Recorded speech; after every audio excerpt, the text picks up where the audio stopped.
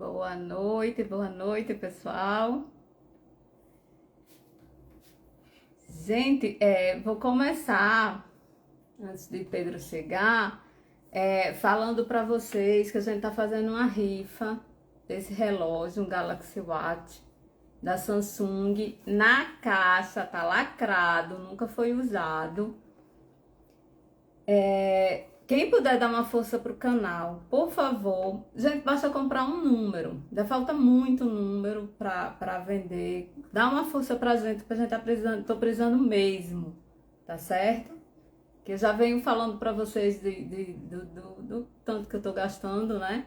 Com o tratamento de mini. Enfim. Quem puder dar uma força, chama a gente aí no direct no final da live. Para pedir essa rifa, os números são por nome de aves. Então você escolhe a ave que você quer e eu marco lá e faz a transferência por Pix, tá certo?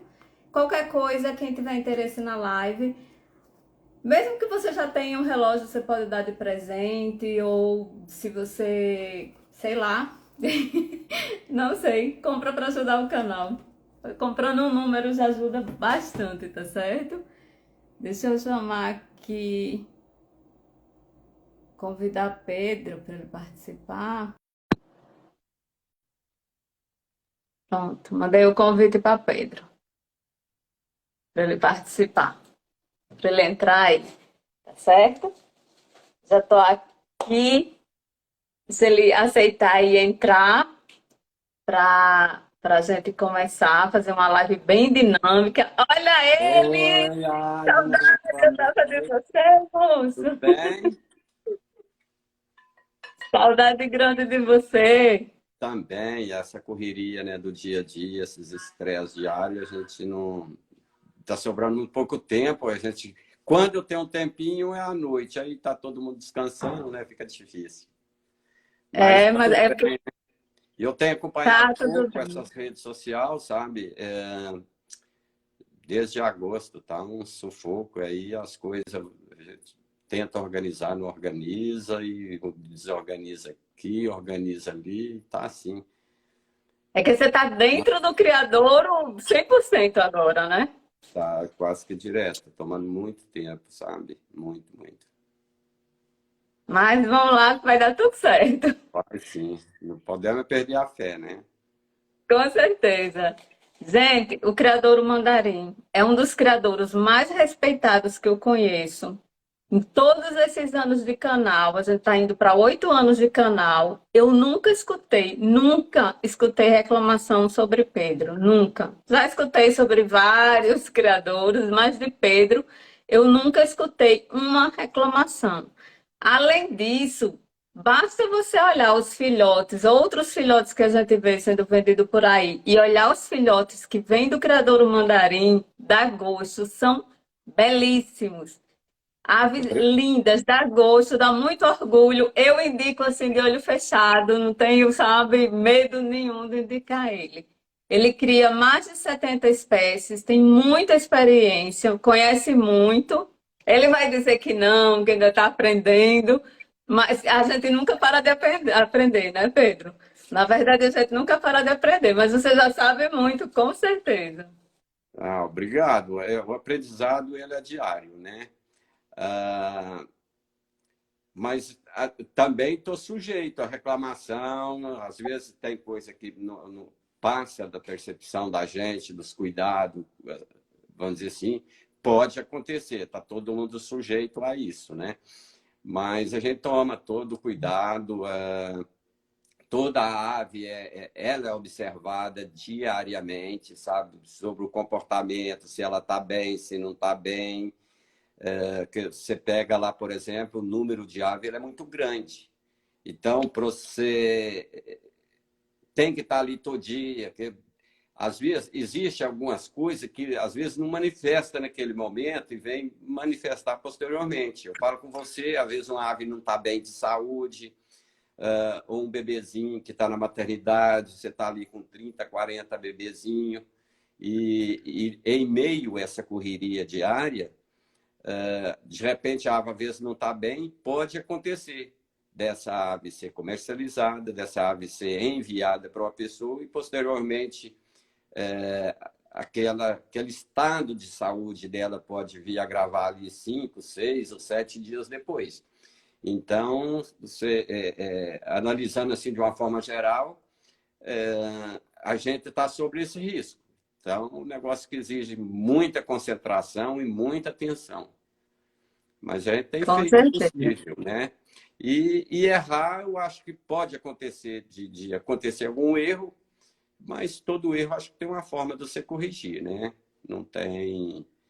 eu acho que com bom entendimento você consegue, para que nenhuma das partes fica com aquele sentimento de que ficou prejudicada, né?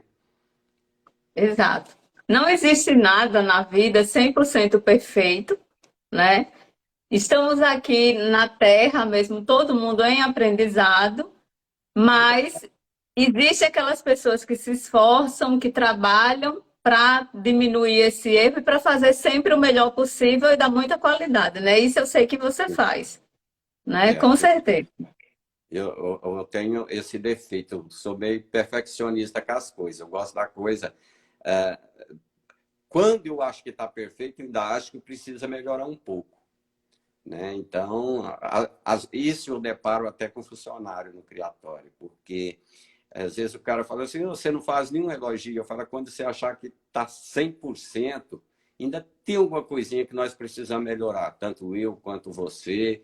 E sabe, aquela busca para a perfeição, que a perfeição não existe, né? Mas a gente está sempre buscando alguma coisa nesse sentido. Sempre E, melhorando. e criação de ave silvestre é um negócio meio complicado, porque é uma atividade recente, existem inúmeras espécies aí que se sabe que é até comum, mas a oferta dela no mercado é muito pequena. Por quê? Porque o pessoal tem dificuldade na reprodução. Então, são essas coisas que a gente vai buscando no dia a dia. Esse é o caso do Festiva, que você está até com o filhote dele. Ela é em criadouros, ela é uma ave bem comum, né? Todos os criadores que eu conheço no Brasil têm a espécie no plantel. E pouquíssimo conseguiu a reprodução. Eu vou tentando aí já há uns 20 anos. É a primeira vez que nasce aqui. O ano passado tive ovos férteis, mas não sei se foi o macho que matou os filhotes no nascimento ou se não alimentaram. Sabe? Porque quando está ali nos dias de nascer, eu evito movimentar no ninho, corre o risco da mãe sair de cima, às vezes o clima não está propício, o embrião perdeu umidade, pregar na casquinha, a casquinha pregar no embrião e eu não conseguir depois abrir. Então, existem inúmeros fatores que podem interferir no nascimento e vir matar o embrião. Então, eu vou ver a 3, 4 dias depois, e aí já passou, né? Por exemplo, se não alimentou, logicamente o embriãozinho vai morrer. Gente, depois eu quero fazer uma live justamente sobre esse assunto. Mas é importante só frisar isso para vocês. Não sei se vocês prestaram bem atenção quando ele disse: faz 20 anos que eu estou tentando a reprodução desse Amazona festiva, tá certo? Que é uma espécie. 20 anos. São 20 anos que você investe em cuidar, em dar remédio quando precisa, em pagar veterinário quando a ave precisa, em alimentar diariamente, para 20 anos depois, a primeira vez que ele consegue tirar filhote. Isso estudando a espécie, tentando fazer a reprodução. E eu estou frisando isso para vocês pensarem quando as pessoas reclamarem de preço. Existem muitos fatores que compõem a questão de preço de ave em criadouro, tá certo? Mas isso é assunto para uma live que eu quero fazer com o criadouro específico sobre esse assunto, porque só esse assunto, né, dá uma live inteira. A gente não vai falar sobre isso. Antes de entrar no tema, você quer dizer para o pessoal os filhotes que que tá disponível para venda, vai que alguém aí esteja procurando ou interessado em comprar? Deixa eu fazer só um comentáriozinho a respeito do que você falou. Realmente, eu evito, se eu não tenho a ave disponível, eu evito passar valores, tá? Até mesmo porque existe determinada espécie que eu criei 3 anos atrás e já tem 2 anos que elas não se reproduzem aqui, porque a reprodução de silvestre, ela não é tão fácil. Tem um plantel de 1.600 e poucas aves. Se eu for pegar ali o que reproduz, eu não tiro 100 aves, acho que uns 30 casais mais ou menos, que reproduz. Então, esses 30 casais, eles não conseguem, e assim, são aves, a maioria aves de baixo valor, eles não conseguem cobrir a despesa ou cobrir a despesa e me gerar lucro. Porque a pessoa às vezes fala assim, ó, vender uma arara por R$ 9.000, uma arara canindé por R$ 9.000, é um excelente negócio. Sim, se todos os casais que tivessem lá criassem. Tem 16 casais, tem 3 que cria. Do gênero Amazônia, tem 100 casais. Tem 4 estiva que cria, um do mangue, 2 campeiro, e cria assim. O campeiro, por exemplo, colocou 4 ovos, tinha 2 inférteis, nasceu 2 filhotes. Ou 3, se não me engano, aqui por alto. E mais um peito roxo. É isso que cria dentro do plantel. E agora entrou esse casal de festiva, que criou esse ano. Então, quando você fala em valores, acredito eu que um criador pode ser um bom negócio, mas você tem que perder aquele... Não respeito. Não dá para você conciliar paixão com dinheiro. Lucro, Pode né? ser o capitalismo com o sentimentalismo. Então, o que não cria? Você tentou de todas as formas, mudou de gaiola, não deu certo, mudou de ambiente, não deu certo. Não estou falando com você em questão de saúde e alimentação, não. Mudou de ambiente, não deu certo, mudou. Qualquer tipo de mudança que você fez ali, você tem que ter pelo menos 2 anos de paciência para esperar. Então, muda de gaiola, muda de recinto.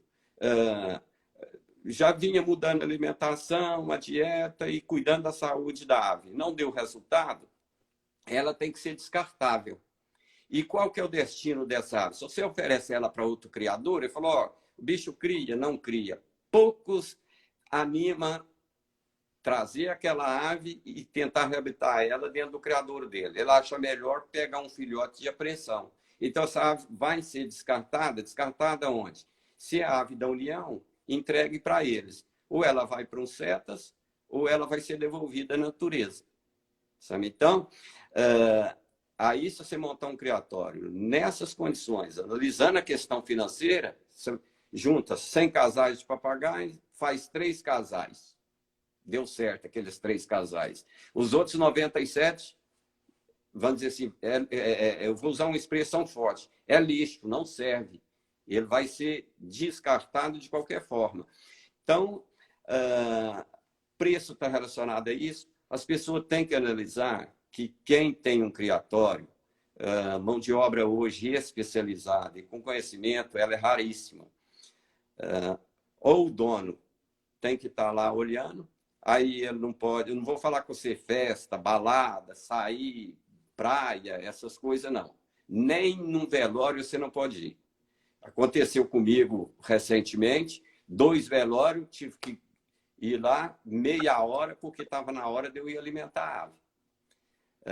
Então, isso não tem preço, sabe? Eu não trocaria essa disponibilidade de tempo com família, ir numa festa, participar de uma reunião, por preço nenhum, sabe? É você vender o seu tempo, e cada um sabe o preço do seu tempo. Então, é uma live interessante, sabe? quando você vai falar dessa parte comercial. Porque as pessoas que me consultam valores aqui, me perguntam o seguinte, quanto vale a ave? Se eu não tenho, não adianta eu passar preço. Aí elas falam, quando eu tenho ave disponível, achei em tal criatório, vamos dizer, pela metade do preço. Fala, é um outro negócio, compra lá e não tem a ave. Aí já é o defeito do criador. Tem 2 anos que ele não cria a ave, passou o preço de 2 anos atrás. O dia que ele tem a ave disponível, ele vai olhar o preço que está no mercado e praticar o preço. Eu até gostaria que, por exemplo, quando alguém comenta que o meu preço é alto, me apresenta alguém que está com preço X e tem aquela ave disponível, sabe? Porque a maioria passa o preço, mas não tem a ave. É esse o grande problema. Então, há essa confusão na cabeça do consumidor final, e ele tem razão. O que eu falo é, compra, achou, o preço é bom, tem todas as garantias, o criador é autorizado, não é ave ilegal, compra, sabe? Porque eu tento, não é eu que faço o meu preço, eu tento acompanhar o mercado, oferecer para as pessoas dentro das condições normais. Esse ano, por exemplo, se eu fosse um explorador de mercado, eu tinha arara aqui. Tinha pessoas que sabiam que eu tinha um filhote, falou, fulano falou que comprou com você, você tem, eu te pago. Me pagava, tipo assim, a arara estava saindo, acho que a 8 ou 9 mil, se não me engano. Eu te dou 12 mil, te dou 13 mil, mas deixa essa ave para mim, eu não faço esse tipo de coisa, sabe? Aquela lei da oferta e procura. Porque está tendo muita procura e pouca oferta, eu vou dobrar meus preços, eu não faço isso. É aquele preço, procuro também, às vezes, não dou desconto, porque eu acho que quando você... acho não.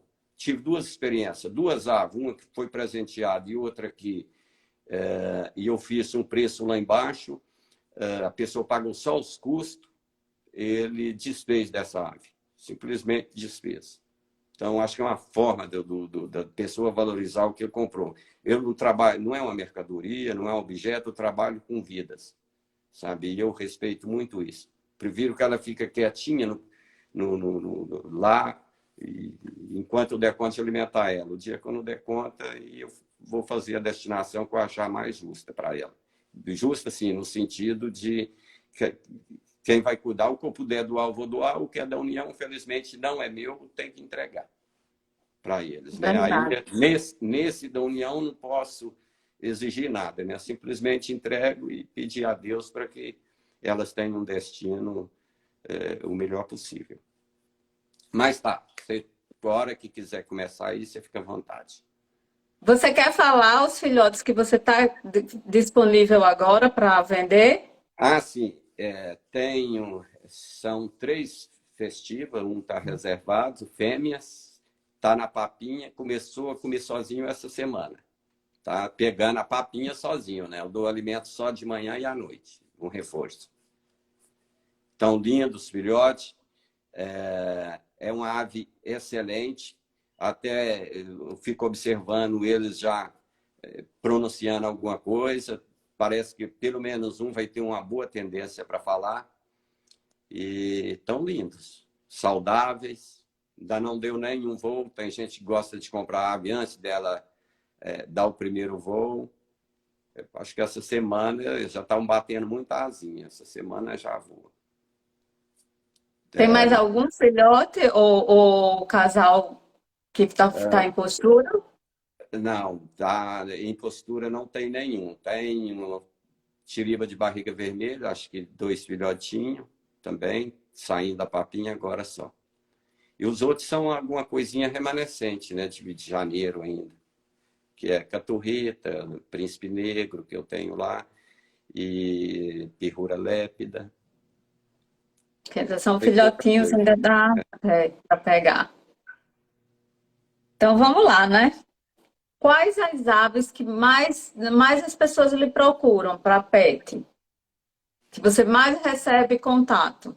O que eles mais me procuram é periquito, papagaio e maritaca. Você entendeu? No Brasil, a maioria, o pessoal só conhece periquito, papagaio e maritaca, né? Que seria o papagaio maior de cauda curta, as maritacas são as médias de cauda longa e os periquitos menorzinhos. Mas, de acordo com o conhecimento da gente, está relacionado a uma ave que fala, que seria o grupo dos papagaios, arara. A maioria das pessoas pega algum arara, são a canindé, né? E dos porte menor, são o periquito de encontro amarelo, o periquitinho verde, o tiririca. São as aves de maior conhecimento público. Às vezes eu fico imaginando, é onde tem ocorrência, sabe? É na região de ocorrência delas, mas são as mais procuradas.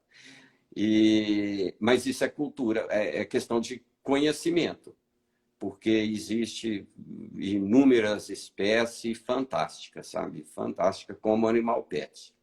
É falta de conhecimento. Elas sabem o que elas estão comprando, ou elas procuram aquela ave porque ela viu em algum lugar, mas ela não sabe nada daquela ave. Chega para você cheio de dúvida. Porque viu, ou viu na casa de um amigo, de um parente, ou um vídeo. Dá para você perceber no decorrer da conversa. Mas elas procuram pelo que viu. Às vezes viu um vídeo, ave interessante, não sabe o nome da ave, de onde, qual o local de ocorrência, mas é por vídeo mesmo, sabe? É em rede social. Pedro, as pequenas aves, como as tiribas, porque teve uma época que era uma chuva de pessoas procurando mesmo por papagaio, muita procura por arara, muita procura por aves maiores. As tiribas, elas, como é o temperamento delas, e ela dá certo para quem tem calopsita, para As- criar junto com as calopsitas ou não? Dá. Embora ela tenha um temperamento, um comportamento bem diferente da calopsita. A calopsita é uma ave calma, tranquila, e é uma ave que se dá bem com todas as aves. A tiriba, ela é uma ave mais imperativa. Ela não para, ela é o tempo todo movimentando. Então, se você pega novinha, com uma tiriba com duas, três calopsitas, no espaço adequado para duas, três aves, não vai ter problema.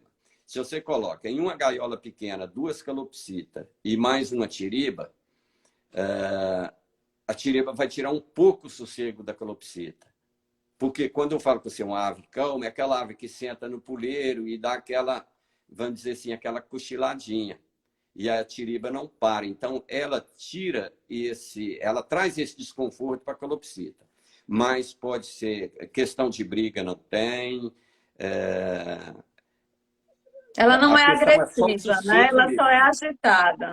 Ela é agitada. Então, a outra precisa daquele momento de calma, de tranquilidade, e ela estando sempre agitada ali, ela vai tirar isso. Às vezes pode até mudar um pouco o comportamento da calopsita, mas não interfere.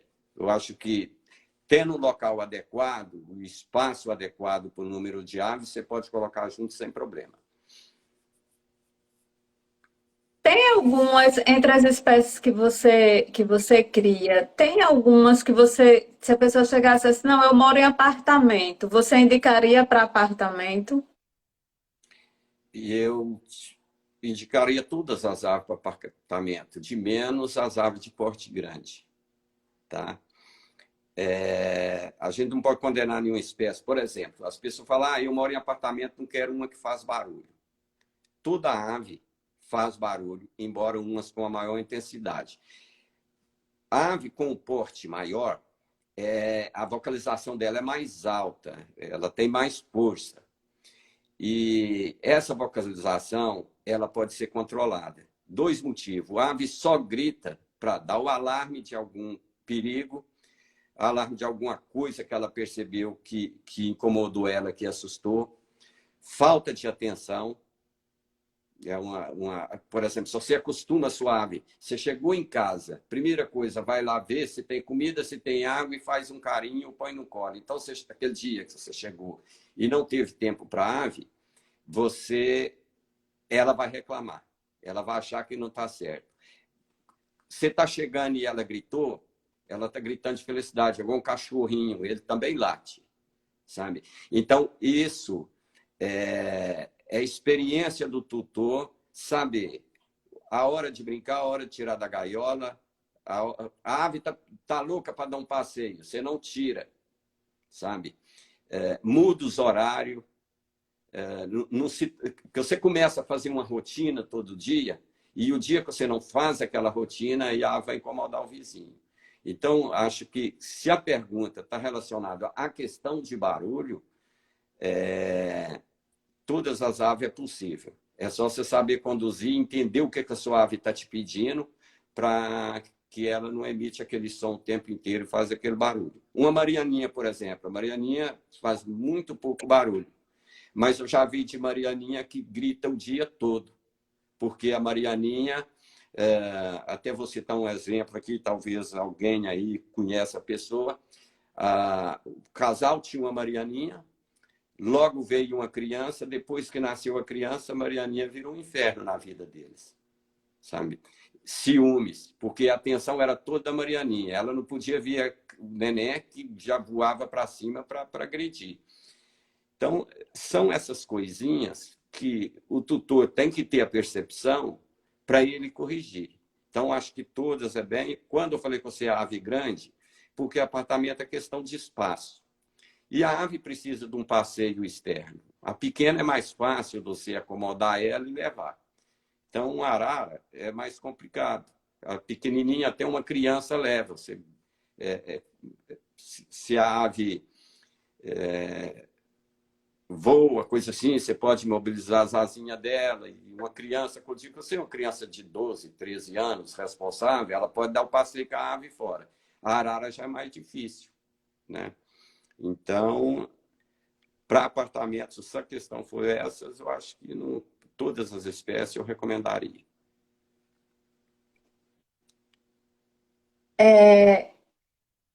Para quem quer uma ave docinha, fofinha, que gosta de colo, gosta de carinho, qual a espécie que você indica? Fora a calopsita, que a gente sabe que a calopsita adora colo mesmo, ela gosta desse aninhado, né? Quais as espécies que têm esse perfil? Essas características é a ave que eu gosto, sabe? A minha preferência.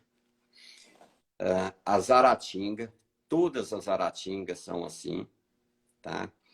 Que se pegar do gênero aratinga lá, jandaia-sol, jandaia verdadeira, mineira, a Wedel e a aratinga áurea e daí por diante. Se você quer uma ave menos barulhenta, também você tem essa opção ali. Menos barulhenta, sim, né? Que emite um som mais suave. E o gênero arara. O gênero arara. Gênero Brotogeres, que vai dos periquito encontra amarelo, tiririca, são ave mais imperativa, marianinha ave imperativa, do grupo dos papagaios, mais os pionos. No gênero Amazonas, pinta algum indivíduo dócil assim, tá? Papagaio do mangue, papagaio verdadeiro, sabe? Existe alguns dóceis, mas isso é sorte, você vai pegar filhote, você jamais vai saber. De repente, você pode pegar um já mais territorialista, uma ave mais na dela, e isso muda de indivíduo para indivíduo nesse gênero. Os meus são dois irmãos da mesma ninhada, vindo junto, criados juntos, e são completamente diferentes. A azeitona é muito territorialista, muito dominante, ela é zanho de natureza mesmo, é dele, e o irmão é um doce, sabe? Um doce. E criado junto, do mesmo jeito, vieram junto. Não pode nem dizer assim, não, é genético dos pais. São irmãos de sangue, né? Às vezes existe algumas espécies que você cria 6 filhotes, não tem nenhum igual ao outro. É totalmente diferente, sabe? Até em questão de docilidade. Tem uns que se tornam tão independentes assim, tão cedo, que ele vai no comedouro comer a papinha para não vir pegar na sua mão.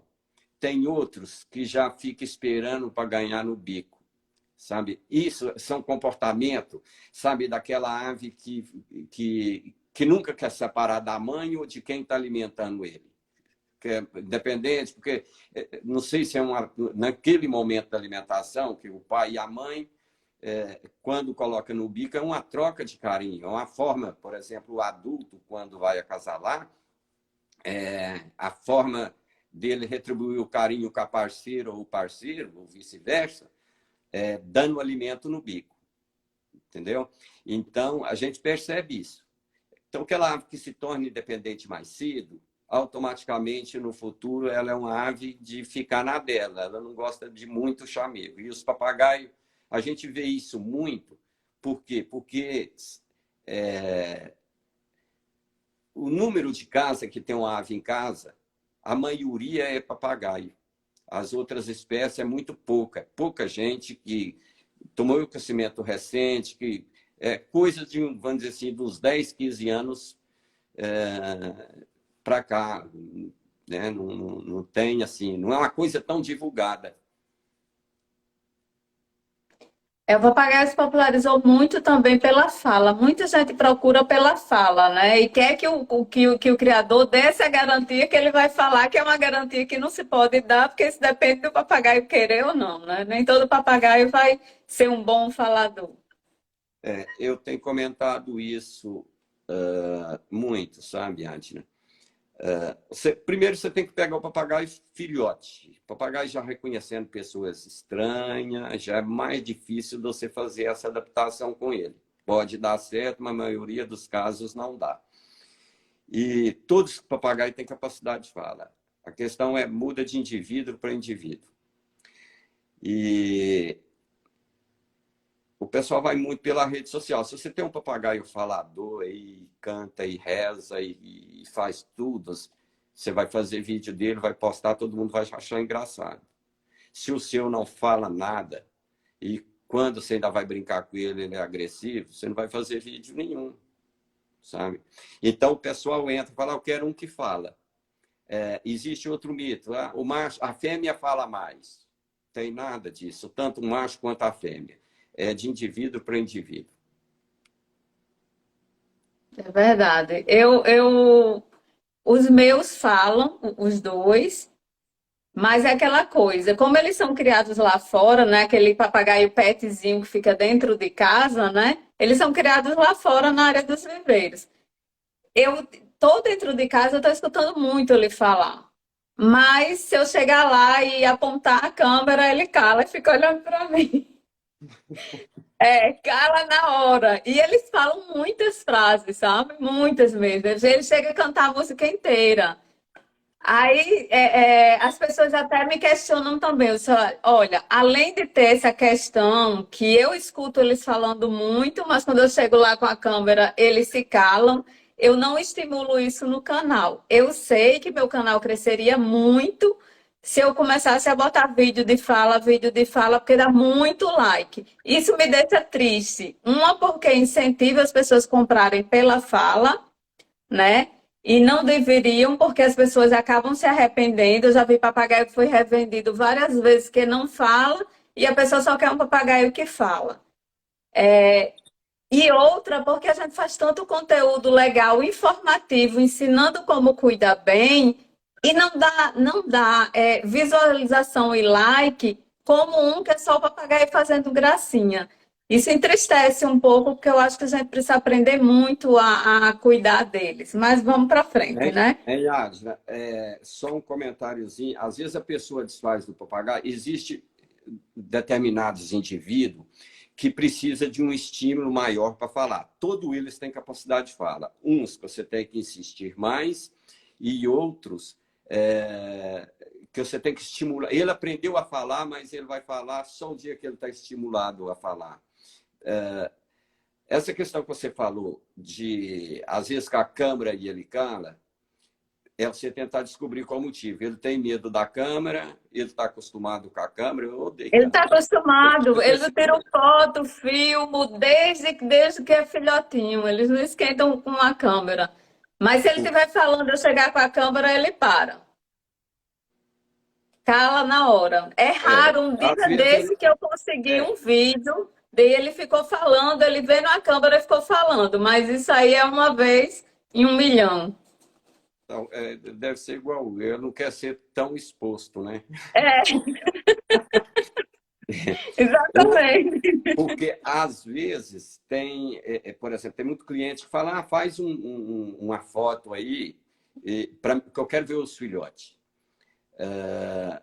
Então, os filhotes são super mansos, tá ali na gaiola, entra pessoas estranhas, eles nem reconhecem. Quando eu vou... Porque aí a foto, para não ficar uma coisa assim, mais real, eu até gravo um vídeo ali rápido, falo, a ave que você está olhando é essa aqui agora, e já cito a pessoa ali para ela ver que foi gravado naquele momento, mas aí a ave fica assustada. Mas ela se assustou com a questão da câmera, do telefone ali, e não assusta com outras pessoas ainda, sabe? Então tem, eu deparo com isso também, mas o meu aqui, como eu vou observando, eu vejo que é porque é um objeto estranho e ele já assusta. Então a ave é dócil, mas na hora que você está fazendo o vídeo, ela fica voando e o cliente às vezes fala, não, a ave é arisca, e na verdade não é. E aí, Verdade. por isso às vezes, a pessoa deixa de adquirir um excelente pet, e esse que você está falando, criou o papagaio, conviveu com ele tantos anos, passou ele para frente porque achava que ele não conversava, e era só falta de estímulo. Eu vi um caso de um papagaio que passou por 4 donos. E o pessoal passava ele porque ele não falava. Do quarto dono, que ele encontrou a alma gêmea dele, porque tem essa questão, né? As pessoas têm que entender que o papagaio precisa querer e sentir necessidade de falar. No quarto dono, o papagaio parecia locutor de futebol. Falava tudo e muita coisa, entendeu? Mas foram alguns anos passando por várias mãos, até que no último, talvez no último, ele encontrou alguma coisa que despertou a Identificou fala com nele. ele. E eu vejo isso, é É. a ave se identificar com a pessoa. Porque eu tenho muitos papagaios que vieram de apreensão, e eu nunca vi eles falar nada lá. Chega uma pessoa, já teve fato de gente que veio de longe conversar e o papagaio começou a falar. Quer dizer, de alguma forma ele identificou ou com o sotaque da pessoa, o tom de voz, porque as aves, e eu percebo isso, as aves sabe quem gosta de ave e quem olha só por curiosidade. Então, elas identificam com muita mais rapidez do que nós humanos. Já que a gente está falando de papagaio, vamos continuar nessa parte aqui, que eu recebo muita pergunta de pessoas que têm um papagaio em casa e quer comprar outra ave, mas não queria comprar outro papagaio. E elas sempre perguntam qual a espécie que seria bom para criar junto com esse papagaio. Você indicaria qual espécie? Ah, nesse sentido, eu acho que você tem que ver vários pontos. Como que é o comportamento do seu papagaio? Se ele for um papagaio... Porque a companhia do papagaio é o dono. Esquece que tem que ter outro da mesma espécie ou um de sexo diferente, essas coisas. A companhia que ele reconhece até aquele momento é o dono, é o tutor. Eu procurei mais ou menos uma ave do mesmo porte, tá? Aí você pode, um arara de pequeno porte, você pode colocar, né? Tipo a ararinha nobilis, a própria Hura maracanã, uma ave que consiga defender do papagaio. Há a possibilidade de você colocar uma ave de pequeno porte, tipo uma aratinga, áurea, por exemplo, que é o tamanho de uma calopsita, praticamente, desde que o papagaio seja tranquilo. Mas, pensando na segurança das aves, qualquer uma espécie no porte dele. Qualquer um pode ser colocado. O risco, você ocorre com da mesma espécie ou com outra do mesmo gênero e com a ave de pequeno porte também. Embora o papagaio ele é meio... Ele não gosta de voar. Quando a gente está falando de papagaio, a maioria do pessoal pensa no papagaio verdadeiro. Mas É. veja bem, você pode colocar uma ave mais rápida, uma ave que gosta de voar. O papagaio é meio preguiçoso. Então, ele vai só conseguir, por exemplo, agredir ela quando tiver os dois, às vezes, no comedouro só. Mas existe muita forma de você driblar isso e colocar outra ave, se você tem o desejo de ter outra ave, sabe? Mas se não for esse o seu desejo, for só para atender a necessidade do papagaio, eu acho desnecessário. É, Porque outra pergunta que chega muito no canal sobre isso é pessoas que querem, ou ela tem um psitacídeo e quer criar um tucano, ou tem um tucano e quer juntar com um psitacídeo. Você aconselha isso? não. Criar tucano com psitacídeo? E eu não aconselho só por uma questão, a alimentação. Como você vai separar a comida dos dois e dizer para eles, a sua é essa e a sua é aquela? A alimentação dos dois é diferenciada, tá? Na própria ração que vai para o tucano,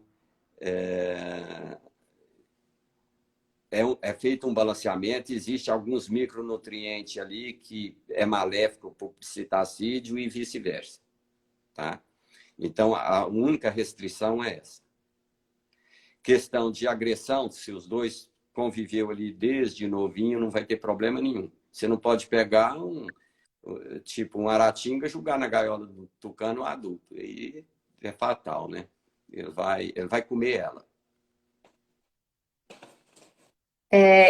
Eu tô com a Creuza do Topetudos, do canal Topetudos, que é sua cliente também. Ela tem um compromisso hoje, muito sério, mas ela deixou aqui escrito, mandou para mim. Ela colocou: boa noite, Adna, e boa noite, Pedro. Boa noite a todos. À noite. Primeiramente, gostaria de parabenizar o trabalho de vocês dois, pelos quais tenho profunda admiração.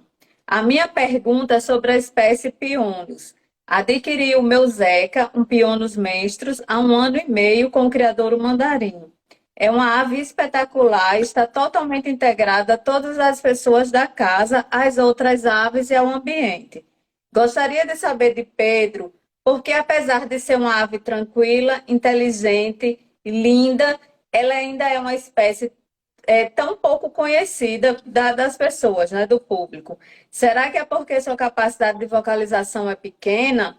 Gostaria que Pedro falasse um pouco sobre as características da ave para as pessoas conhecerem um pouco melhor sobre o Pionus. Aí ela já agradece a oportunidade de participar. E o pedido dela é esse, que você falasse sobre o Pionus, né? Sim, respondendo, a Creuza é um anjo, né, de pessoa. O que acontece? Existem umas espécies um pouco raras e que poucos criadores resolveram investir. Primeiro, por não ter conhecimento público, tá? Um dos motivos que é muito pouco divulgado é isso, é de pouco conhecimento público. Não sei, vou citar um exemplo. Quando eu comecei a vender pirrura, ninguém conhecia pirrura, tá? Então foi esse trabalho de vocês em rede social, o pessoal fazendo vídeo, divulgando, que vai se tornando de conhecimento público. A legislação proíbe, né, até hoje, qualquer tipo de marketing nesse sentido, de comercial, em revista, em televisão, em rádio, não pode ser feito nada. Ele vai criar aquilo que tem demanda, que sai. Quem era apaixonado ou alguém que era colecionador mantinha ali um outro casal de pionos e criava. Aquilo ali acabava sendo comercializado. A pessoa que chegava achava bonito, comprava e levava. Então, em razão disso, por não ser uma ave vamos dizer assim, muito divulgada na mídia na época, não teve comércio. Sabe? Como não aconteceu comércio, não houve interesse em ninguém criar aquilo. Criar e vender para quem? Eu acho que o principal motivo é esse. Mas, aí falando da ave, é uma ave linda, uma ave muito tranquila, silenciosa, tá? Com a capacidade de fala boa. Existe várias características por trás disso que é muito interessante, sabe, assim, na espécie. Mas isso não é divulgado, não é falado. Poucas pessoas têm essa ave como pet em casa e por não ter conhecimento público, fica restrito. O Gelson, ele perguntou para você, as aves matrizes de um criadouro, elas são todas oriundas de resgate do tráfico? E como isso funciona legalmente? Bom, a oferta é muito grande, não são todas oriundas, né? A maioria dos criadores, por exemplo, é uma forma do criador formar um plantel, entre aspas, com custo mais baixo. Mas se você falasse assim, Pedro, você pegaria? Hoje eu não pegaria. De cada 100 aves, se aproveita 2, 3. As outras não servem para reprodução. Primeiro, teve uma alimentação adequada lá no início. Quando é filhote, a gente que tem consciência procura criar ele de forma que ele possa ser devolvido à natureza. Hoje, as destinações estão acontecendo da seguinte forma: só ave mutilada. Tá? É ave que não pode ser devolvida na natureza mais. Ave que tem problema na asa, problema de pata, problema de visão, que tem algum defeito físico que, se for devolvida à natureza, ela está sob risco de vida. As que é possíveis recuperar estão sendo devolvidas. E, para destinação, dentre essas com característica física que eu te citei, ainda tem aquelas que aparentemente é saudável, mas teve uma alimentação adequada, uma criação inadequada, e essa ave dificilmente vai vir a ter reprodução. E isso não interessa para criador, é um investimento. Você acha que você não está investindo em matrizes, que representa muito pouco, mas você não vai colher resultado nenhum lá na frente. Tá? Eu, por exemplo, sugeria a qualquer um que for entrar, comprar filhote nascido em cativeiro, que é meio difícil ele encontrar, por 2 motivos. Ele vai conhecer o que ele está trazendo para dentro de casa, desde o início, com alimentação adequada, essas coisas todas. E com outro fator, essa ave já teve um ambiente doméstico, ela não foi arrebatada da natureza. Tá? Porque até a forma que quem tira a natureza tirou do ninho, ele pode causar um trauma tão violento naquele filhote que ele nunca vai vir a reproduzir. Mas a maioria, só respondendo a pergunta dele, a maioria dos plantéis formados em qualquer criatório são aves de apreensão. Só que o criador não é dono daquela ave. Aquela ave eles têm simplesmente a guarda. Algumas espécies, as espécies que estão em CITES 1, só pode ser vendido, comercializado a 2ª geração, então é os netos daquela ave. Um arara azul, por exemplo. Hoje você não encontra arara azul. Quem tem, que nasceu em criatório, não vende. Tá? Você vai pegar aquele casal, esperar 30 anos para você ter. Se der tudo certinho, com 30 anos você coloca um filhote no mercado. E dentro aí.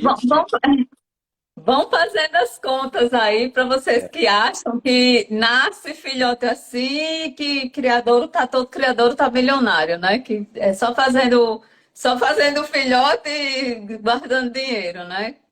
Então, Só por fazendo. exemplo, você não vê a oferta, uns papagaios lindos, né? Amazonas rodocorita. E eu não conheço nenhum pet.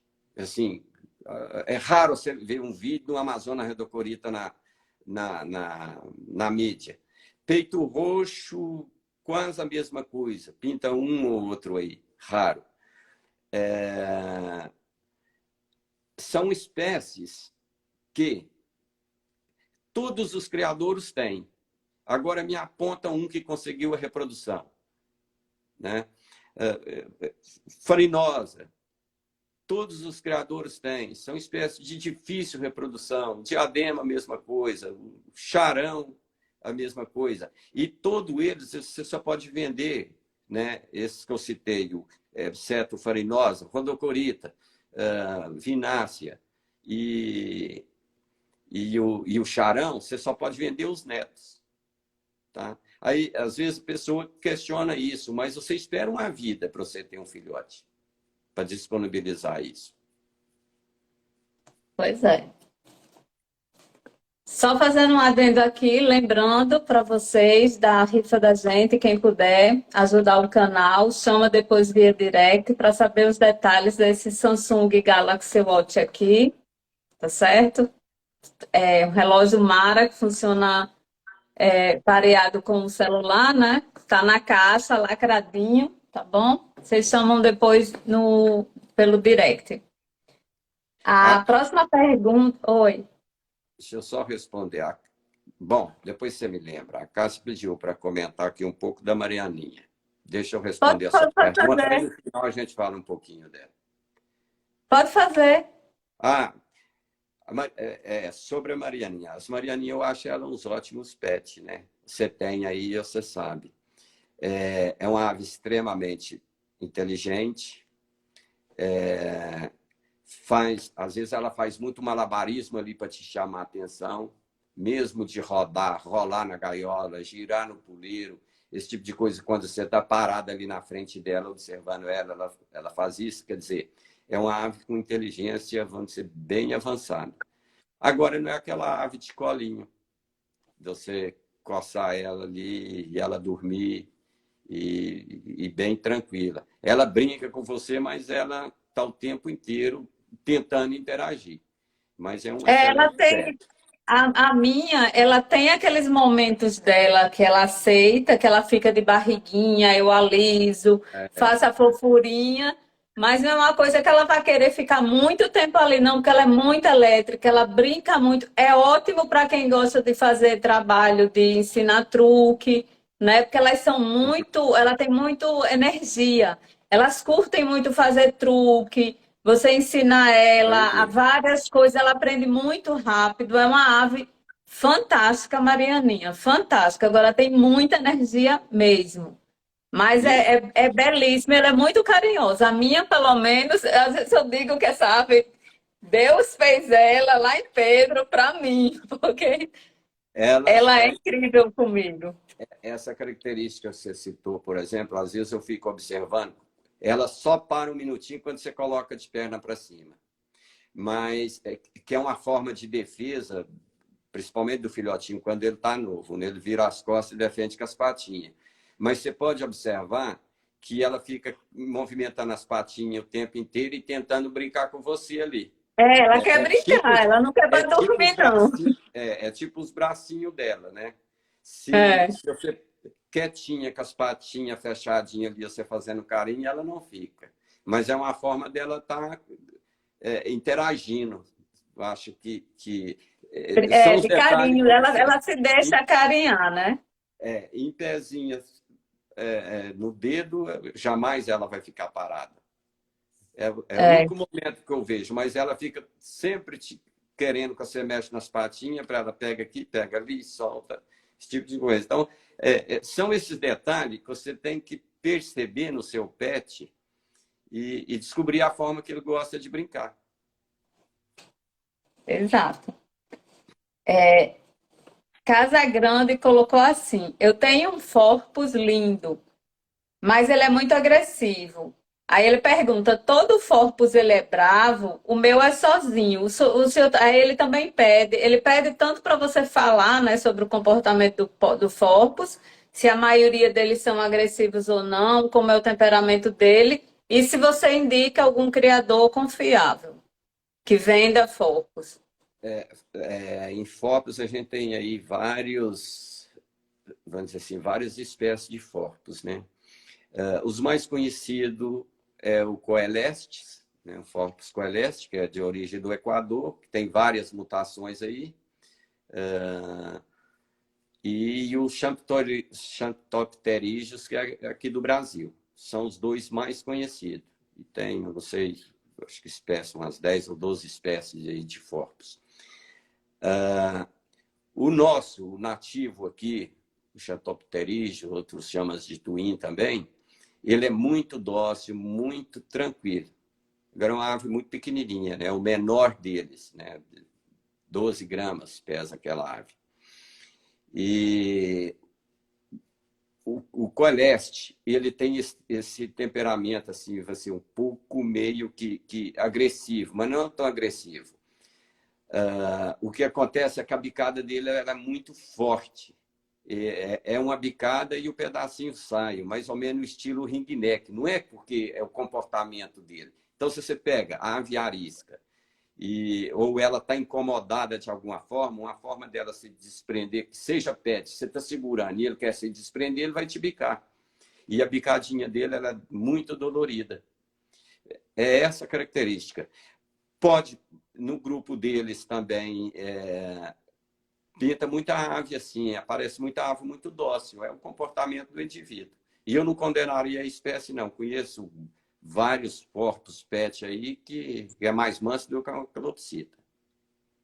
Às vezes é o manejo errado, ou às vezes a pessoa quer fazer coisa que aquele indivíduo não gosta, né? Às vezes a pessoa diz, ah, minha ave é agressiva, e você vai observar, a pessoa quer quase um cachorrinho, mas a sua ave não gosta disso, e a E, pessoa quer que ela faça, aí ela classifica como agressivo. Não estou dizendo que é o caso dele, mas estou dando um exemplo que às vezes a pessoa está querendo forçar uma situação que a ave não quer, né? Ela não que gosta não quer. daquele...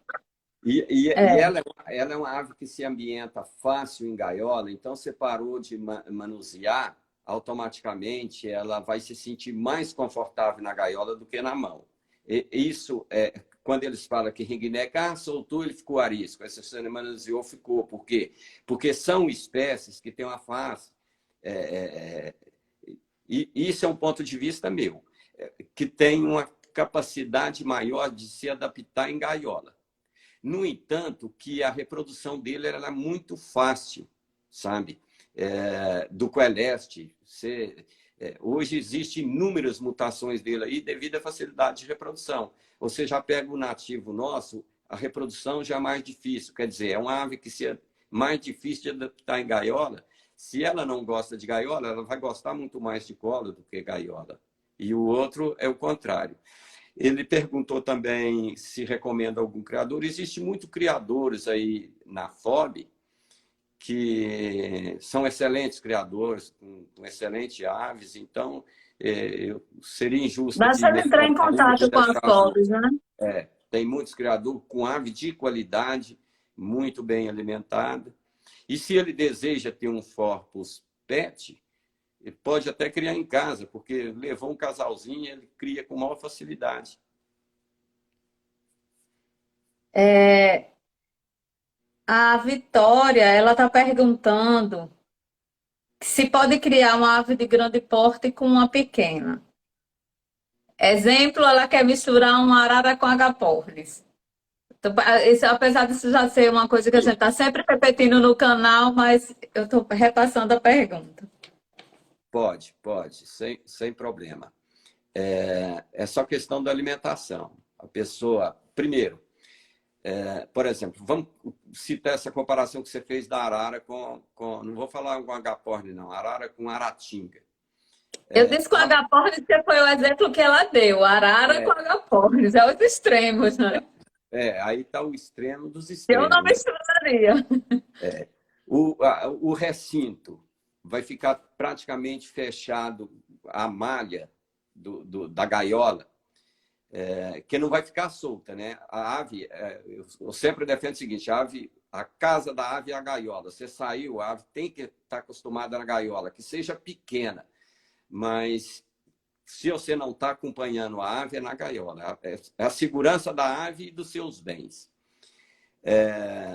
Então, a malha da gaiola, nesse caso, vai ficar muito fechada para a arara. A arara vai destruir ela toda, porque a força da arara ela vai cortar qualquer fio que você colocar ali, ela vai cortar a solda dele, vai cortar o fio fora. A alimentação, outro problema, sabe? Então, isso que tem que ser avaliado é a questão do recinto. Sabe? Fazer um recinto totalmente fechado, esses bichos não vão ter qualidade de vida. Se você fazer ele meio que telado, o que vai fechar o agapone lá, a arara vai destruir. E qualquer fenda que ela vai abrir ali, o agaporni vai fugir. Então, a restrição é essa. É a alimentação e o ambiente. Petisco do canal do mesmo nome, né? Petisco, o canal dele, ele está perguntando se, na sua opinião, ele já tem uma ave, se ele deve comprar, se a orientação é comprar do sexo oposto para formar casal ou não, ou isso aí independe. Qual é a melhor situação? Independe, sabe? Para fazer, ele está comprando para fazer companhia. Exato. Pode ser do mesmo sexo, pode ser de espécie diferente. O risco por exemplo, que seja de espécie diferente e sexo diferente, pode correr o risco de acasalar e dar hibridação. Então, não tem. O ideal seria do mesmo sexo, para determinar essas espécies com mais facilidade de reproduzir, do mesmo sexo, e pode ser de espécies diferentes, não tem problema nenhum. Elas se adaptam muito bem. O Júnior está perguntando o que ele faz para acabar com piolhos e qualquer outro tipo de parasita que prejudique a ave. Existem muitas fórmulas, eu não vou citar nenhuma aqui não, de controle desses parasitas, tá? Porque para você não fazer uma automedicação, existem produtos, como eu dizia para você, naturais, que é fácil de controle, e depois os químicos, né? Por exemplo, natural, limão, vinagre de limão misturado em 10% de água tem uma boa eficiência e não é tóxico para a ave. O sumo da laranja é um ótimo produto, mata também piolho, não tem problema. Depois vem a outra parte, que são os químicos, né? Que alguns produtos podem ser tóxicos, outros têm efeito também até para vermifugação, mas esse é melhor ele fazer a consulta com um médico veterinário. Exatamente, porque, gente, até tem produto que é indicado para ave. Se você for na loja, a loja vai dizer que é indicado para ave, tem indicação para ave, mas dá reação alérgica na ave, certo? Porque reação alérgica, essas coisas, é de indivíduo para indivíduo. Então, sempre é bom, qualquer coisa que você for mexer com remédio, você fazer com acompanhamento do veterinário, até para a quantidade, como vai ser feito. E o Agora, piolho, Pedro, o que a gente pode ajudar ele, no caso de parasita, apareceu, ele também vai ter que trocar algumas coisas, por exemplo, puleiro de madeira, algumas coisas é bom trocar da gaiola, né? Porque pode estar infestado também, desinfetar tudo, né? Não piolho, só tratar a ave. piolho normalmente acontece mais em ave que está em período reprodutivo, em choco, no ninho. Assim, ave adulta raramente, e eu não tenho visto nenhum caso. Por exemplo, nas minhas matrizes, que não tem um ninho, que elas têm contato com outras aves, que não tem um ninho ali, que ela não está em choco, nunca deu piolho. A própria ave faz a limpeza. Eu tenho que dar uma analisada nessa questão, porque qual que é a causa disso, né? Por exemplo, eu tinha ave pet na minha casa, na cidade, que os pardais chocavam em cima do telhado, dava piolho no ninho dos pardais, o vento leva, você sabe disso, que leva, e a ave nunca deu piolho. Mas é ave que tinha uma banheira para tomar banho, a gaiola dela era mantido limpa, né? Ali a gente fazia essa limpeza, não deixava acumular sujeira de vários dias. Então, a ave adulta raramente dá piolho. Normalmente isso acontece em ave em choco, no ninho ou em filhote.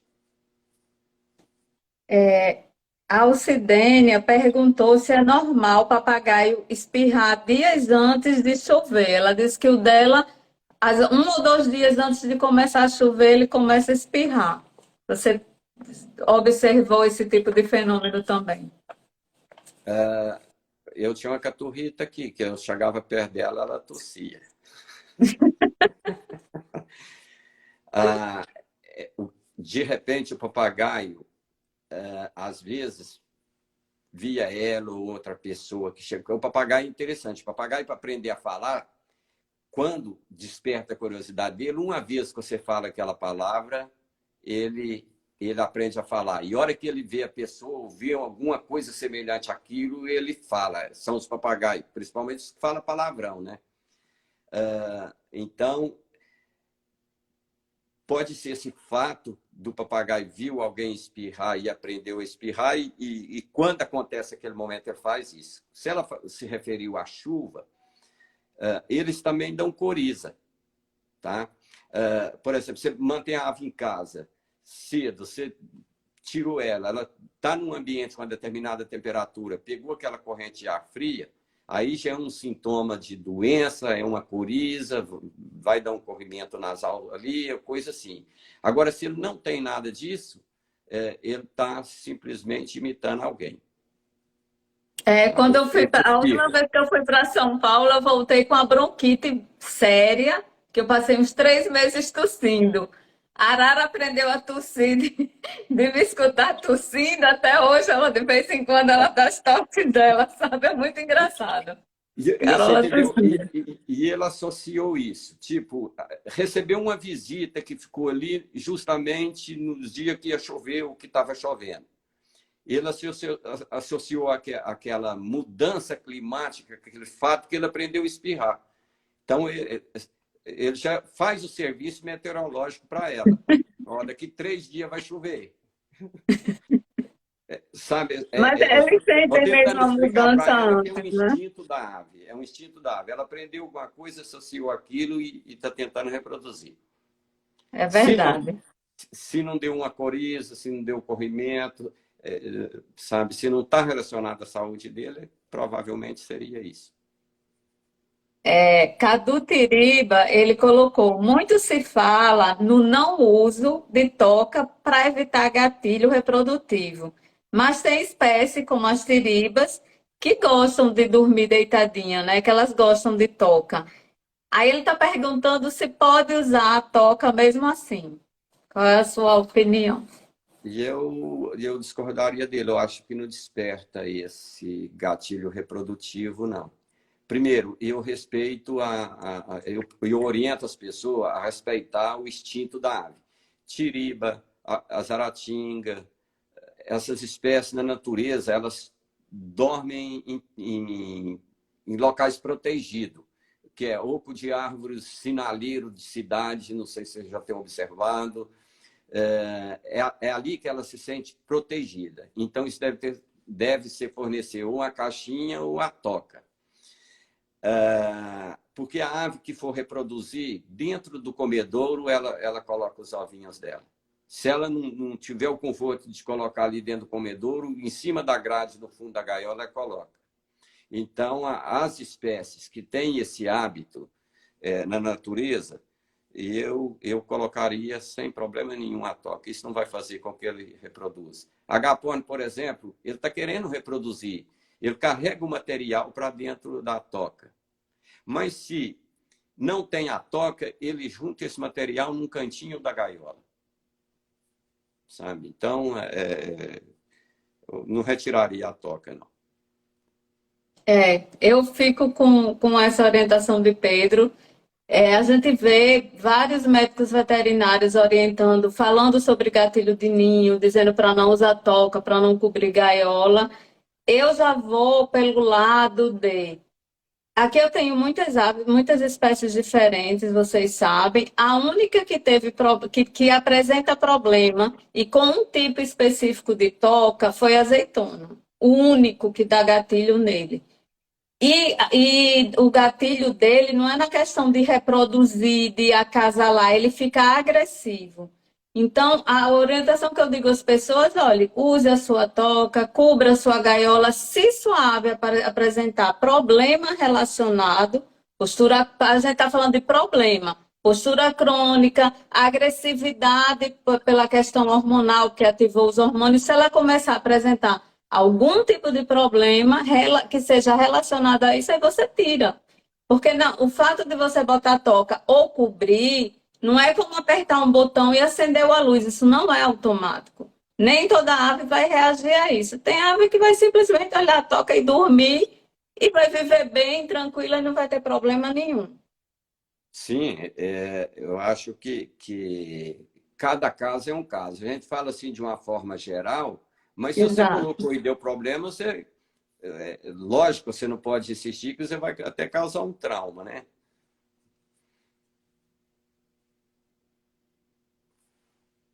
Felipe Bretas, eu estou olhando aqui, eu estou olhando para baixo, porque eu peguei o computador para olhar o que o pessoal comentou. Bretas colocou 20 anos de investimento e tem gente que fala que filhote é caro. Gente, Bretas é médico veterinário, ele também dá consultoria comportamental. Sigam lá o canal dele. Estou passando aqui para ver. Alessandro Minascar colocou: tenho duas tiribas que comprei de Pedro. São aves maravilhosas e eu as amo demais. São duas tiribas tops demais. Estou descendo aqui para ver se tem ver as perguntas. Você falando do Felipe aí, teve aqui essa semana.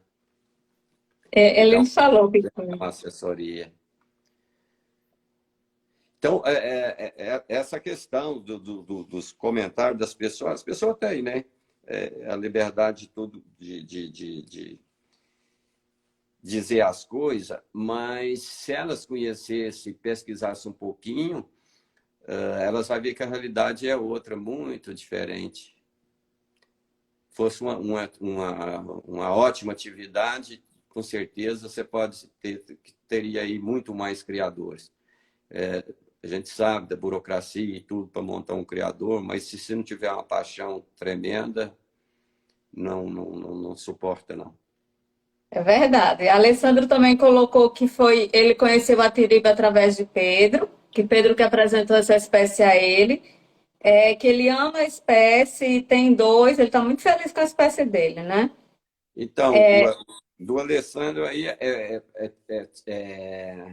às vezes eu olho, a ave, o comportamento é de acordo com o comportamento do tutu. A tiriba dele é mais dócil que uma aratinga. E a segunda tiriba já estava, vamos dizer assim, uma ave com 6 meses. Falei, já tem 6 meses, é ave que estranha.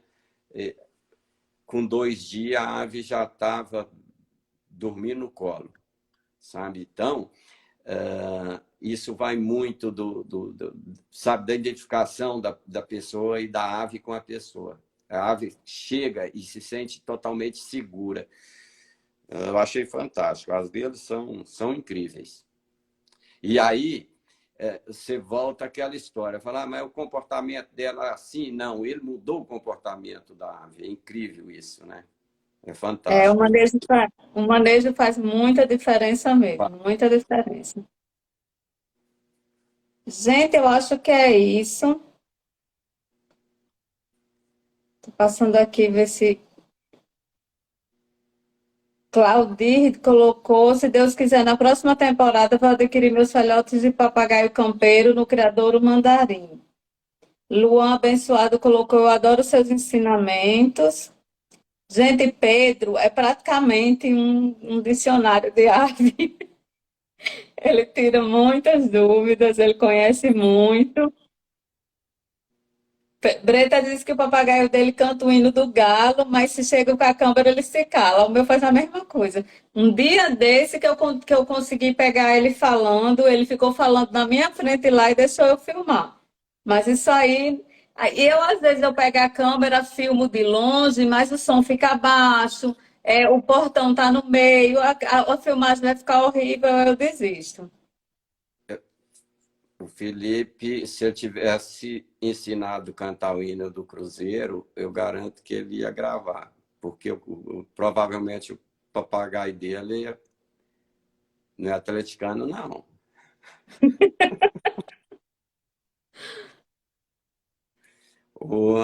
E ele citando isso aí, eu falo porque eu tenho um vizinho que tem um periquitão Maracanã. E o periquitão Maracanã dele narra jogo, grita gol, porque o cara é cruzeirense, sabe? E você grava assim, uma perfeição que você pensa que é um torcedor de verdade. Pedro, a Lúcia colocou aqui, aí eu não sei se ela está fazendo uma afirmação ou se ela está fazendo uma pergunta, se a entonação da voz influencia na fala do papagaio. Em qual sentido? Porque o papagaio vai aprender a imitar com a entonação da voz. Ele, até o sotaque da pessoa, ele procura reproduzir. Não sei se você tem observado isso. Tenho. As coisas que eles aprenderam comigo, que sou eu que falo, eles falam afinando a voz. As coisas que eles aprenderam com meu filho ou meu marido, eles falam com a voz grave. É muito engraçado. Você já É. sabe com quem ela aprendeu. Aham. E agora, para a Exatamente. É de música, acordo com o que ele ouve, da forma que ele ouviu, que ele vai reproduzir. o que eu percebi é que eles têm eles gostam muito de voz feminina em música, né? É, e eles têm preferência por alguns tipos de voz em música. E eu noto isso, que eles têm as preferências deles. Pediram aqui para você falar sobre temperamento de cacatua. Eu tenho pouca experiência com cacatua, mas as cacatuas, acho que tem umas 2 ou 3 espécies ali que são muito dóceis. As outras é mais complicadinha, é mais agressiva. É uma ave, por exemplo, eu vou citar a minha experiência, a galerita. Eu tinha 2 aves. Se você pegasse, era um casal. Se você pegasse uma para fazer carinho e a outra tivesse por perto, ela voava em cima para matar mesmo, para agredir. Tipo, você ia tentar proteger a outra, quase ficava sem uma mão, sem um dedo, até você tirar. E as 2 se davam muito bem, da galerita. Dentro da espécie, existem outras da mesma forma. Mas eu preferia não falar nada, porque eu convivi muito pouco com cacatua, nesse sentido. Gente, Mas o a que gente eu conheço, percebe. o que eu conheço de cacatua é que é uma ave assim muito imperativa no sentido que ela quer ser o centro das atenções. Ela quer atenção, não é uma ave que você, para quem vive muito tempo fora de casa, é uma ave que exige do dono que ela quer atenção, que ela tem muita energia, muita inteligência e ela demanda muita atividade. Então, não é uma ave assim tranquilinha, né, Porque ela falando de temperamento, então a gente interpreta que ela tem um temperamento tão agressivo que na época da reprodução, qualquer coisinha, o macho mata a fêmea, sabe? E isso está relacionado à atividade da espécie. Então, pode ser uma ave que vai ter um temperamento muito dócil ali junto com o dono e, de repente, de um dia para outro, mudar tudo. Mas exato.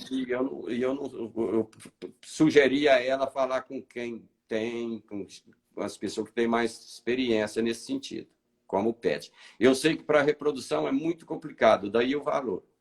Maioria das vezes, um assassina o outro.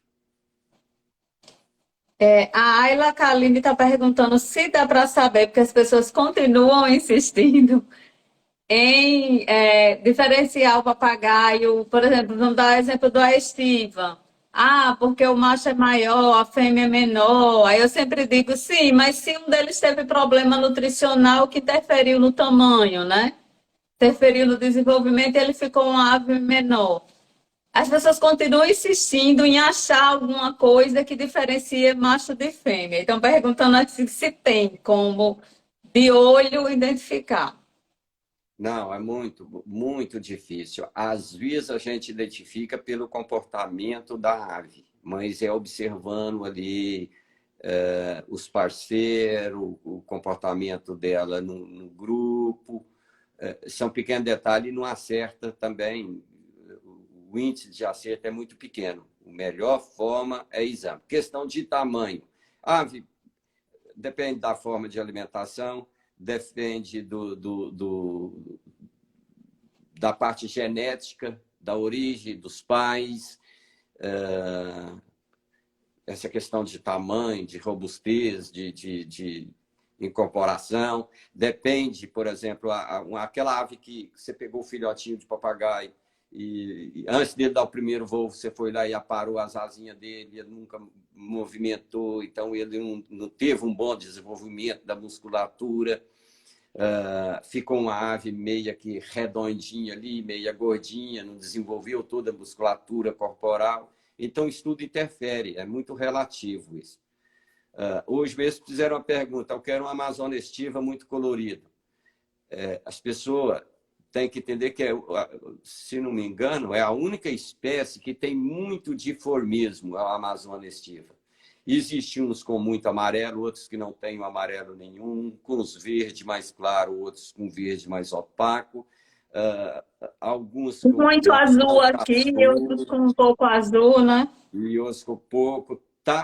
Ele até é uma espécie que já tem uma subespécie, que é o Chaetopteryx, e tá para criar também uma segunda subespécie aí, de um que tem origem mais na Bahia, que é um amarelo muito bonito, e é bem definido. Ele tem o amarelo, o azul, o amarelo, e ali nas narinas dele um amarelo muito pálido, quase para branco. Sabe? É uma ave muito bonita. E está para ser classificado como espécie, mas isso vai ter que fazer estudo, ver o bando de origem, se foi que apurou naquele bando ali ao longo dos anos, essa coisa toda. Eu acho que é isso. Deixa eu entrar aqui e ver se tem mais alguma Se tiver alguma pergunta. pergunta aí, a gente pode responder.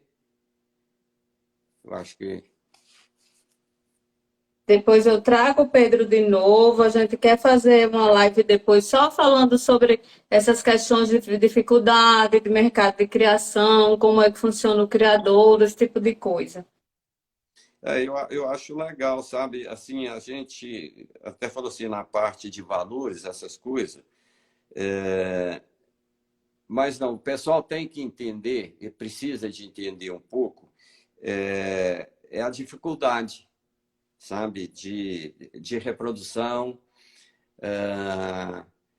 o porquê também que você, às vezes, quando você coloca muita oferta no mercado e de graça, pode acontecer como aconteceu nas outras áreas.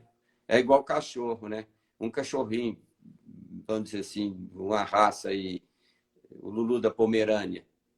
Ainda não vi nenhum para doação. Aí são caros, são baratos, isso é de acordo com o poder aquisitivo de cada pessoa. Aí, de repente, o vira-lata ali, que é um ótimo companhia, né? A pessoa está com um monte de filhote, tenta doar, não consegue doar, abandona na rua. Então, são coisas que eu espero que isso não venha acontecer com as aves no Brasil, não, porque fora do Brasil isso já acontece. Né? Então, isso é muito triste. Estão perguntando aqui se a Marianinha também precisa de toca. Gente, a minha Marianinha, ela gosta de dormir deitada. E ela aprendeu a dormir deitada ela entra entre a telha e a grade, né? Que a gente não bota grade no teto do viveiro. Aí a telha, né? E não fica um vãozinho. Ela entra igual soldado do exército fazendo aquele exercício. Ela vai rastejando, aí deita lá, dorme a noite dela todinha ali deitadinha. Você entra no viveiro das calopsitas por dentro, você olha, tá a Mariana lá deitada.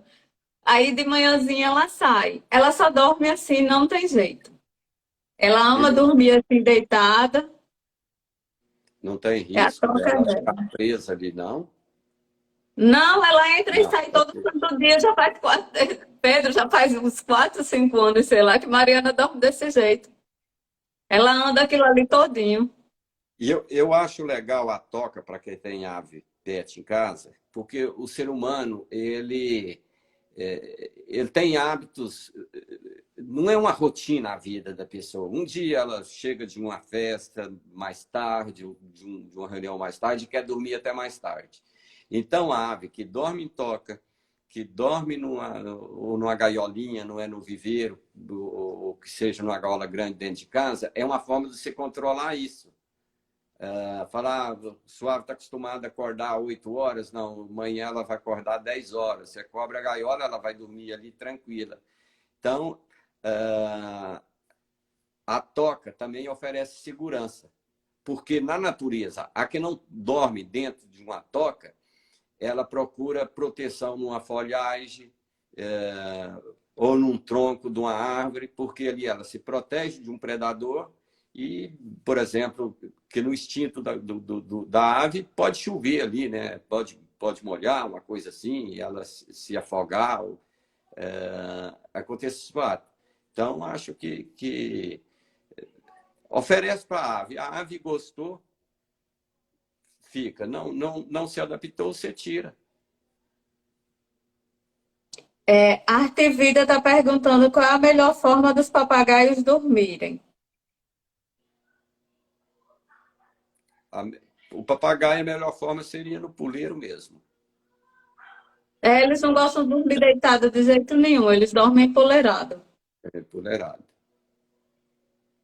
É, Tem ave que tem preferência por dormir pregada na gaiola de cabeça para baixo, igual morcego, né? Aí o que você faz? Fala assim, porque ela se sentiu segura ali, coloca um puleiro lá e vê. Ficou, não, ela não quis o puleiro. Porque tem, ao longo dos anos, eu deparei, por exemplo, tinha uma arara que só dormia assim, feita um morcego pendurada no fio da gaiola. E ela lá vai atrofiando os dedinhos. Eu vejo que quando ela senta no puleiro de madeira, o dedo tem dificuldade de abrir aquela quantidade que precisava.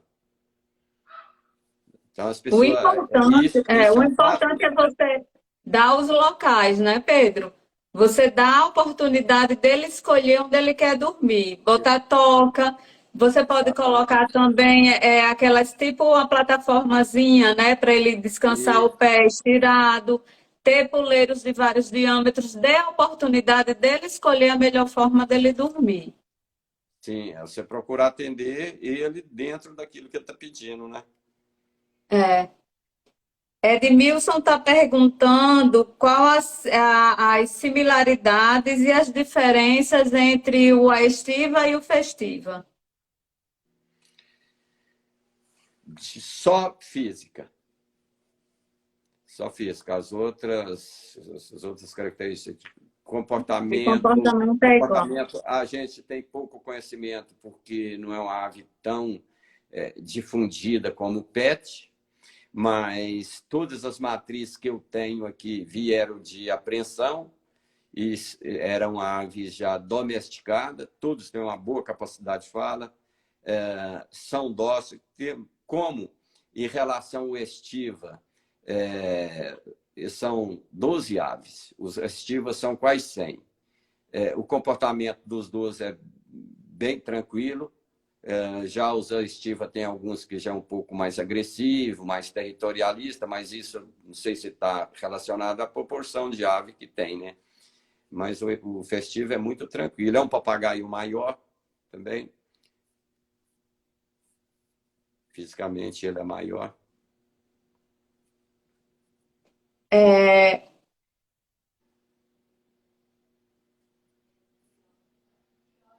Kátia colocou, vou comprar minha Marianinha ao Pedro, se Deus quiser. As Marianinhas dele são lindas. Você não vai se arrepender. A partir de agosto, acredito que já deve começar a nascer alguma coisa. Lucas está me perguntando como você decidiu colocar aves de grande porte com pequeno porte num viveiro. Eu vou responder isso aqui bem rápido, porque a live é mais voltada a Pedro, né? Apesar de que eu já falei sobre isso várias vezes em várias lives. Quando eu comecei a comprar as aves, eu não entendia nada de ave. E eu comprei as aves, de quando eu ganhei o papagaio para as outras, foi espaço assim de um ano. Porque você começa a se empolgar e vai comprando, e você não sabe o que você está fazendo. Se eu estivesse com o conhecimento que eu tenho hoje, eu não teria o viveiro aquele ali do jeito que eu tenho, porque é arriscado. Entende? Eu tenho vários viveiros dentro de uma área de quase 100 metros quadrados, dá 90 e poucos metros quadrados ali, o teto todo telado. Agora, considerem também que ali tem vários pontos de fuga. Quando tem uma ave enchendo o saco da outra, quando ela quer ficar, não quer brincar, não quer interagir, ou alguém está perturbando, ela tem lugares para ela ir se esconder, é uma área grande. Isso é muito diferente de você chegar e ter um recinto aqui, né, de 4 metros, de 2 metros, de 3 metros e criar várias espécies juntas.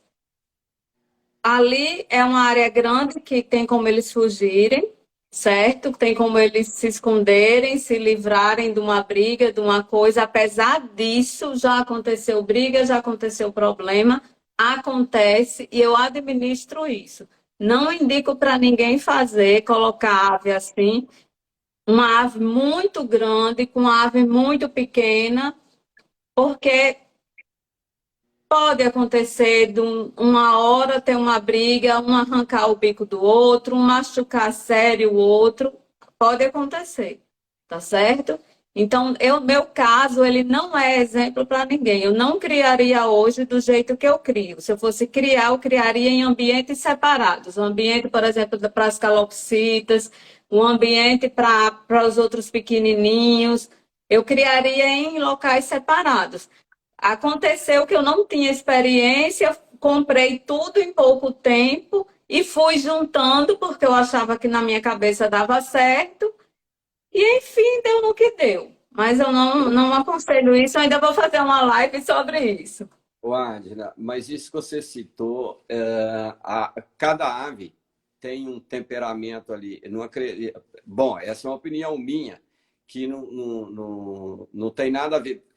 O que aconteceu aí? Teve briga, teve disputa. Nós, criadores, formamos um casal. Eu vou te citar um exemplo aqui. O Jandaia Mineira. Eu tinha um casal de Jandaia Mineira ótimo para criar. Já todo ano criava, às vezes 2 vezes por ano. E todo ano criava. Macho queria galar a fêmea, ela não estava pronta. O ano passado, em 30 segundos, ele matou ela. 30 segundos. Então, isso acontece até com os casais que já foram criados junto e vinha reproduzindo. E era ave aí de 12, 15 anos já em reprodução. Papagaio do peito roxo, aconteceu a mesma coisa. Existe, vamos dizer assim, é igual no humano. Tem dia que você não está bem, você acaba brigando, mas não quer dizer que você quer que aquela pessoa que está ali some de perto de você, é só naquele momento. E isso é o que acontece com as aves. Então, eu, na minha opinião, acho que se você for pôr tudo num pote só, pensando que vai evitar esse tipo de problema, pode ser um casal. O outro, eles vão brigar lá e um vai matar o outro, sabe?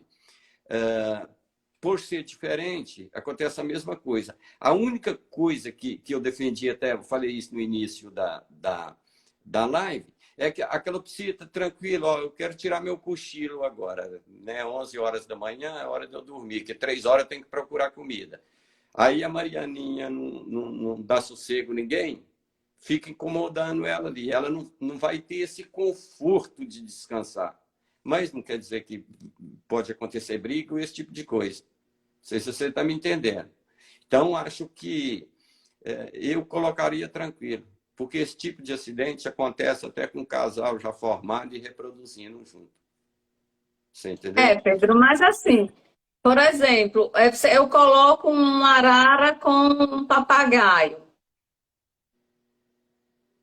É porte muito diferente. Se ela for brigar mesmo com ele, vai arrancar o bico fora. Mas Entende? com a outra E as arara, ela pessoas querem arrancaria. criar, Pedro, em lugar pequeno. As pessoas querem criar em lugar pequeno os dois juntos. Não Aí, pode. por exemplo, você pega uma Marianinha muito agitada para colocar junto num lugar pequeno com uma ave tranquila. A Marianinha, por exemplo, ela incomoda o papagaio, porque eles são tranquilões, são quietões, e ela é mais agitada. Então, de vez em quando, acontecem umas tretas com Mariana, com eles, Mas isso entendeu? Mas é o que eu digo, as- minha área é grande. Eles estão cada um, como minha área é grande, a Marianinha tá brincando com, ela fica o trio lá, que eu digo que é o trio do terror, que é quem apronta. Fica, vive grudada, Mariana com Toque a Jandaia e Pedrinho. Aí os três ficam brincando num canto, os papagaios ficam em outro, a arara vive grudada com o xerri, com a cacatua.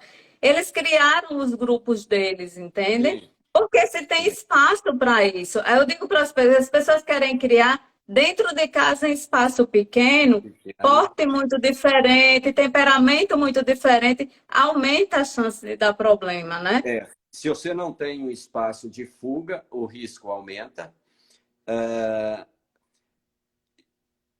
E eu só vejo conveniente nisso é tipo, por exemplo, com a Marianinha, ela vai lá mexer na comida da arara, os pellets, por exemplo, quando é ração, ela vai jogar tudo fora que ela não consegue quebrar aquilo ali. Só vai para atrapalhar. Era a questão da alimentação, o recinto tem que ser mudado para várias espécies, você falou, vários grupos. Mas quem tem 4, 5 aves pet pode ter. Essa é a minha opinião. Você pode ter um periquito-rei, um arara, um papagaio e um pionis, vamos dizer assim. Você fica bem intermediário. A questão é alimentar e o recinto. E o recinto para cada espécie dessa. É mais difícil, mas a questão de briga, você pode ter certeza, pode ser um casal de arara carindé. O dia que eles desentenderem, um vai arrancar o bico do outro Não tem. é Eles uma brigam picada entre só. eles, né? Isso é um risco de quem cria, corre risco, porque é igual a gente criar criança, né? Filho. Você cria um filho, tem irmãos que só faltam, você tem pais maravilhosos, e as crianças só faltam se matar, às vezes você precisa procurar ajuda especializada, porque a coisa fica insustentável dentro de casa. Isso acontece, né? Então, acontece. Convivência, a convivência das aves é a mesma coisa que acontece com o humano, que acontece com o cachorro. Às vezes você quer criar dois cachorros que são completamente incompatíveis, brigam, você tem que acabar escolhendo com quem ficar. Isso é uma coisa que pode acontecer com qualquer bicho, realmente. Pedro, já é 9h12. E eu estou olhando Você aqui. quer continuar ou quer Não, aí a encerrar? gente pode encerrar aqui, né? O pessoal descansa. Que a gente deixa as outras perguntas para outra live, né, gente? Não vamos E aí, se esgotar todo o tiver alguma assunto. pergunta aí, o pessoal pode me mandar pelo WhatsApp lá e eu respondo todo mundo lá. Vocês podem mandar a pergunta. Quem ainda não segue, seguir @criadouro.mandarim. Pode mandar as perguntas que não foram respondidas aqui. Gente, é porque fica muito cansativo. A gente começou de 7h30, daqui a pouco dá 9h30, né? 9h13. Aí fica muito extenso, tá certo? E eu vou trazer Pedro outras vezes para a gente falar outros assuntos e tirar as dúvidas de vocês. Vamos sim. Só reforçando a questão da rifa, quem puder dar uma força para o canal, chama aí no direct para saber detalhes. Você queria deixar alguma mensagem, Pedro? Falar alguma coisa para a gente encerrar? Eu agradeço todo mundo que participou aí. Não deu para. Você sabe que eu sou horrível em tecnologia, né? Então, não deu para responder o pessoal que foi perguntando aí, a gente também para não sair muito do assunto. E quero deixar um abraço para todo mundo aí e agradecer para todos aqueles que confiam no trabalho da gente, no que a gente vem fazendo. E contar com eles aí, vamos seguindo, né? Pelo próprio bem das aves. Verdade. Eu queria agradecer muito a Pedro, tirar o Mineirinho, tirar o Mineirinho para a live, gente. Ele nem vídeo fazia. Eu até falei com o Creus, ela, você está de parabéns, tirar o Mineiro pela segunda vez. A gente ficou lá rindo. Porque este homem, até para fazer vídeo, era complicado. Ele agora Está praticamente um homem da tecnologia. Você disse que não, mas você está bem tecnológico, né? Eu vou ter que ir adaptando, né, essas coisas agora para frente, mas vai dar certo, sim. A gente ainda vai fazer a live com Catelli sobre a Ararajuba, o nascimento das Ararajubas. Com você, que você ficava lá orientando ele, a gente vai falar, a gente combinou de vamos chamar Pedro para fazer uma live sobre isso. Ele, bora, bora, vamos fazer. Ali tem uma história grande, né? É, a As gente quer fazer Ararajuca a tem. live com você e Lá Catelli começou falando do sobre como segundo foi. ovinho. Começou do segundo ovinho. E era 4 ovinhos, se não me engano, 4 filhotinhos. Foi uma maravilha. É um desespero para ele, né? Ele nem não curtiu, ele tem que criar de novo para ele curtir agora. É, acho que é a segunda vez. A segunda... Ei, mas aí se for a segunda vez, você entra tudo na justiça de novo. Eu não sei se o coração dele vai aguentar, não. Foi quase 5 anos de processo na justiça, Pedro. Eu não sei se ele quer passar por isso de novo, não. É, Mas, isso é- enfim, a gente vai fazer uma Mas live isso aí para contar as resenhas disso. a gente brincando, isso foi o mínimo do que ele passou lá. Nossa, a hora que nasceu o primeiro desespero, até o dia que foi pôr o anel, o desespero. A gente sentia isso nele. Ele é uma pessoa maravilhosa, ele tem uma paixão muito grande e o desespero dele era eu via o filhotinho ali, achava que aquilo era muito frágil e não podia perder aquela vida de qualquer jeito, então tinha que lutar. Isso eu achei fantástico. E, no entanto, que ele criou 3, né? 3 belas aves lá, fantásticas. Tá de parabéns. Ele é muito comprometido e muito apaixonado por isso, né? E quando ele pega uma coisa, Ave Maria, se ele quer comprar uma bandeira, não tem para ninguém, não. Ele leva à frente. Né? Pedro, estou muito feliz novamente, muito honrada de ter você aqui. Você sabe do respeito, o amor, e eu sou sua fã, você sabe disso, declarada de carteirinha. Muito, muito Obrigado. obrigada. E da mesma forma, a pessoal é recíproco aí, pode ficar.